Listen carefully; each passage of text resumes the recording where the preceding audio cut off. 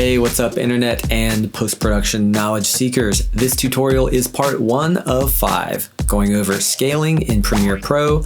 However, the majority of what I'm going to talk about applies to Avid, Final Cut, Resolve, and any other professional editing app.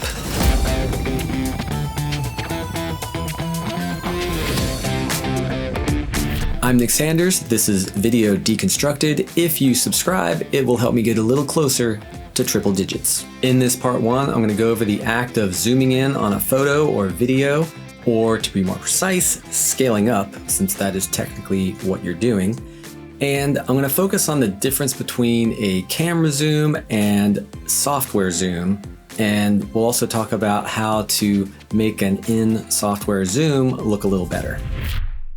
Often when someone is scaling up a video, they are attempting to fake a zoom that they wish the camera person had done with a zoom lens. You are looking at my poor attempt at zooming in on this flower using the lens of my camera. The camera is on a tripod and I am turning the zoom lens to zoom in on this flower. I have video of this same flower that I have attempted to fake the zoom with Premiere Pro's scaling. Take a look. On the one hand, using Premiere Pro looks much smoother than what I can do with my hand. So in that respect, you could say 1 point for faking it. But I shot this at UHD resolution, 3840 by 2160, and I'm in an HD timeline of 1920 by 1080. So if I jump back and forth between my real camera zoom and my Premiere Pro scaling up version, if you look at the petals of the flower, you can see the scaled up version is a bit softer and the real zoom is much more crisp once you're all the way zoomed in on the flower. Hopefully that comes through in this web video. Well, that makes sense because I had to scale from 50% resolution all the way up to 136% to imitate the real zoom. So that is one thing to keep in mind. Once you go beyond 100% in scaling, you run the risk of your image starting to look soft, and you are also going to be enlarging any grain and noise. Some video is way more forgiving, so you just have to make a judgment call on how bad it looks and if you're willing to be okay with it. Let's look at making this fake zoom look a little better. So if I select the clip and go up to the effects control panel, and the shortcut is Shift 5, currently we have 2 keyframes and we're going from 50% up to 136%. The first thing you can do to help this look a little less robotic, if you watch the edge right here, when it gets to the end of the zoom, you'll see how it just kind of stops dead in its tracks. I'll play it one more time.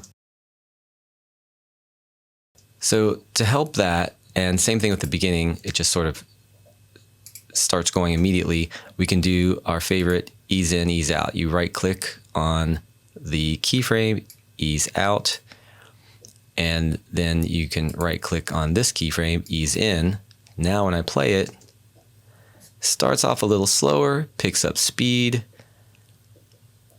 and then you'll see it, just watch that edge right here. You can see it really good, how it slows down at the end.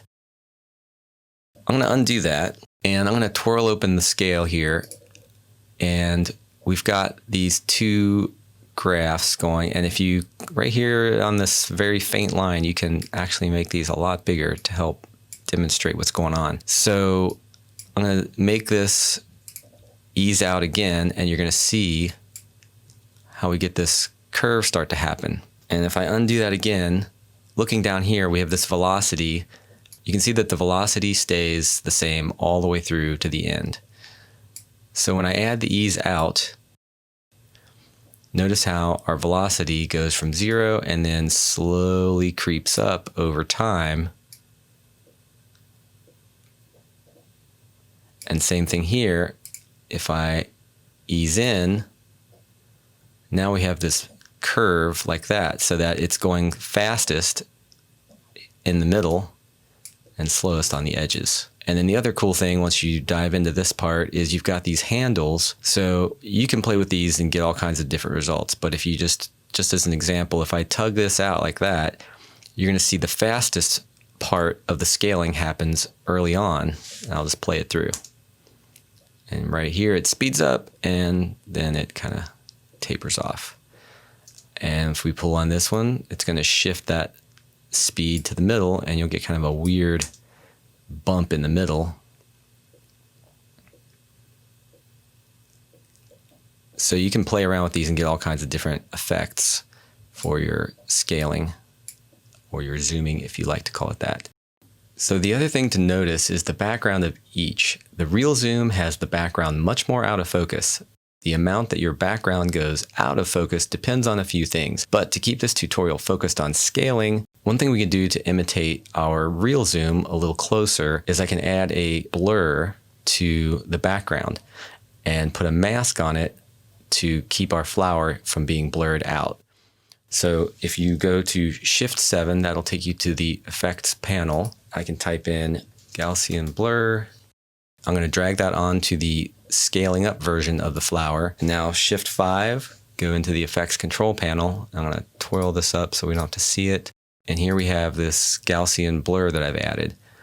I'm going to turn up the blur, maybe about 15. And now what I want to do is just mask out this flower here. But I don't want it to be blurred the whole time either. Here's the keyframe for the scaling up. I'm going to put a keyframe for the blurriness there. Then I'll go back to the beginning of the clip and we'll turn this blurriness down to 0. And we'll go ahead and add ease out and ease into that. And now to add our mask, I'm going to go to where we're zoomed in here. And if you just click on your ellipse tool, notice that the blur is in the middle. We're going to invert that. And then if you take your zoom level down to about 50%, we can get this to be a little bit more focused on the flower.